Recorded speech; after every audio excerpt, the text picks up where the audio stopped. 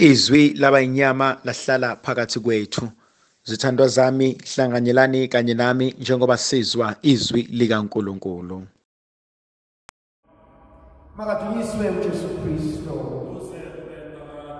Zithandwa zami, namhlanje Apostle Paul ebhalela ibandla labaseRoma sahluko sesishaka lombili.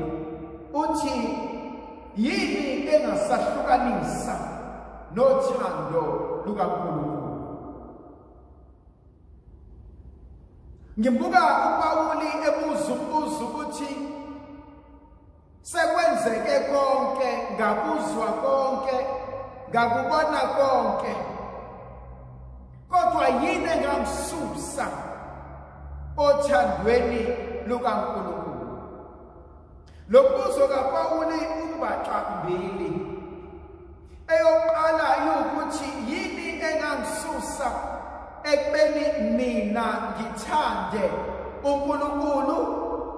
Eyesibili ithi yini engangisusa ekutheni uNkulunkulu ayeke ukuthanda mina. Asiqaleni ngokuqala ethi yini engangisusa ukuba ngiyeke uthando lukaNkulunkulu, ngiyeke ukumthanda uNkulunkulu. Apostle Paul ngimbona efuna sibuke izimpilo zethu, ebese ngimbona esiphosela inselelo ethe ukujula, ngoba ufuna ukusibuza ukuthi kungani simkhonza uNkulunkulu, kungani simthanda uNkulunkulu. Kungabe uNkulunkulu simthanda ngoba kunezinto asenzela zona? Kungabe uNkulunkulu simthanda ngoba kunezinto asibekele zona? Noma uNkulunkulu simthanda noma izinto zingasekho? Kuvuka kumina inkonzo kaJobe. Uma uJobe ekhuluma nonkosikazi wakhe, uthi unkosikazi wakhe uJobe, Jobe, abantwana bethu sebeshonile, athi imfuyo yethu seyishonile, athi impahla nemizi athi sekushile, athi Jobe buka umzimba wakho, athi umzimba wakho sewugcwele amathumbu, athi sewuyanuka nokunuka, awusahlali nasendlini, sewuhlala ezaleni lapho abantu belahla khona udoti. Abangani bakaJobe bathi mabefika bathi besingasakuboni nanokuthi bekusawuwena. Kodwa uJobe khona into ayishoyo kubangani bakhe, khona into ayishoyo unkosikazi wakhe, uthi angisoze ngamyeka uNkulunkulu, ngiyomthanda nginakho konke, ngiyomthanda ngingenalutho, ngiyomthanda kukuhle, ngiyomthanda ukubi, ngiyomthanda inyembezi igcwele ebusweni, ngiyomthanda inhliziyo igcwele injabulo, ngiyomthanda kuhlekwa, ngiyomthanda kukhalwa, ngiyomthanda ngisosizini, ngiyomthanda konke nokudla kugcwele endlini. Kuyavuka mina izithandwa zami uma sibukisisa inkonzo yethu, inkonzo yami yokunamathela kuleli ivangeli. Kuvuka mina inkosikazi athe uEliya meyibonile ngonyaka ophelileyo, wathi ngonyaka ozayo wena uyomsuphiwa indodana. Meyibona uEliya lenkosikazi noGehazi bathi ubani lo yamama, ngoba engathi siyamfanisa nangegijimeza thina. Bambuza uma kwenze njani, uyaphila nomyeni wakho, bayaphila nabantwana. Kodwa lo mama akakwazi ukusuka kwisithembiso sikaNkulunkulu. Uthi noma sekunjena empilweni yami, noma abantu abami sebengishiyile, noma ihlobo zami ihlupheka, noma bengasebenzi, noma sixakekile, kodwa konke kuhamba kahle. Khona inkonzo engiyibuka uNkulunkulu esifundisa yona, ukuthi uthando lwami kuyena luyohleli njalo, hayi ngoba naku kukhona ngenzele kona. but ngoba nakho ngalokhu ayikona empilweni yami. Ngcenye yesibili, uthando lukaNkulunkulu ngempilo yami.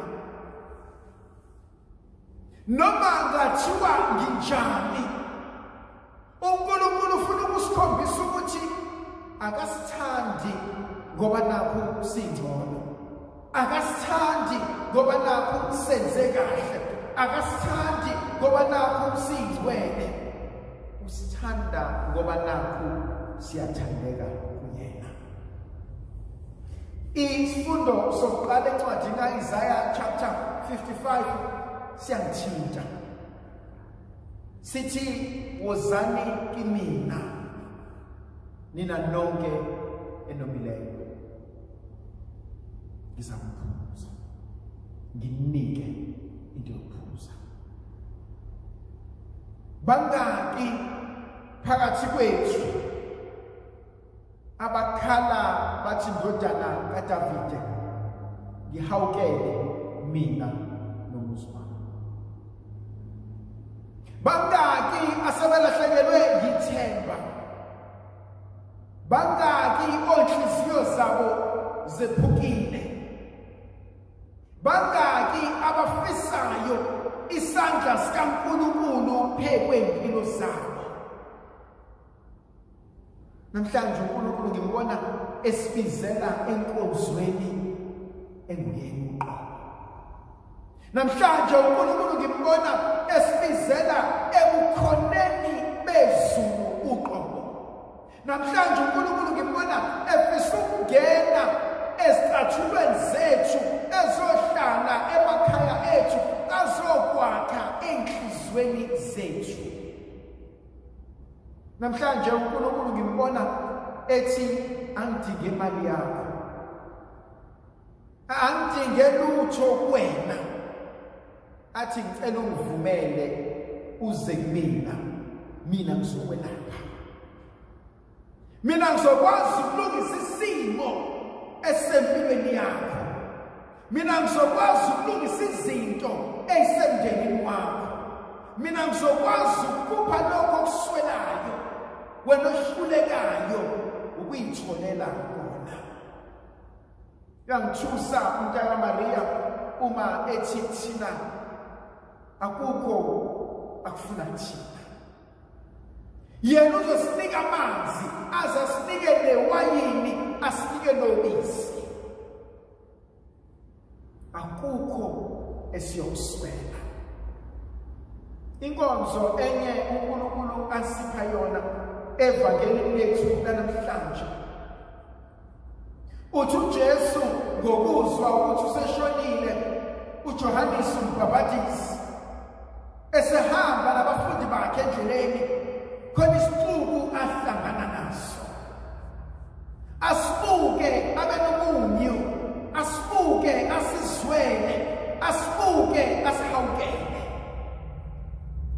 Kuyavuka mina Zithandwa zami ukuthi uMntaka Maria hleze beyibuka izwe lethu lase-South Africa, beyibuka imindeni yethu, beyibuka iy'mpilo zethu, kukhona la ithinteka khona.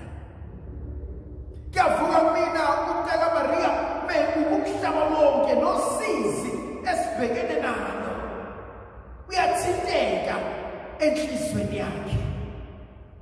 Ebese buza umbuzo athi yini esingayenza ukuze isimo sibe ngcono.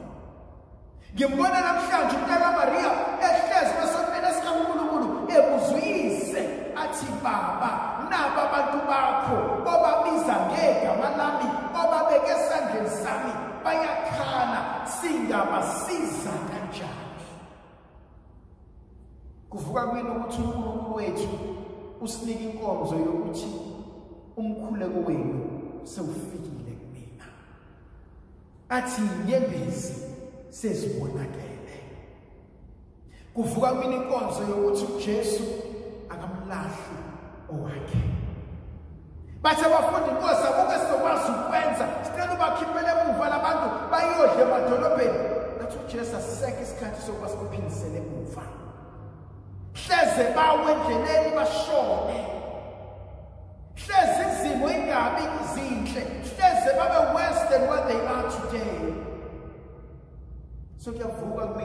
umntaka Maria akasilahli. Kwesinye isikhathi sifila ezifuna uNkulunkulu uqhelelene nathi. Kwesinye isikhathi sifile ezifuna uNkulunkulu akanendaba. Kwesinye isikhathi sifile ezifuna uNkulunkulu unaka abanye abantu thina asinaki.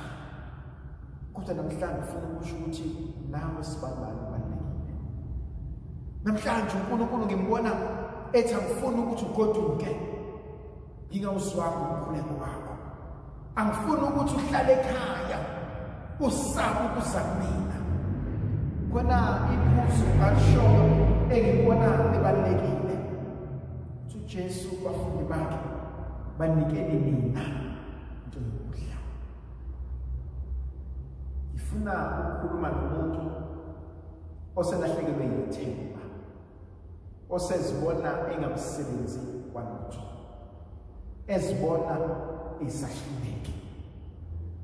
Uthi namhlanje uNkulunkulu ekuhlulekeni kwakho, ekulimaleni kwakho, mina njengoNkulunkulu wakho ngisakholelwa kuwena.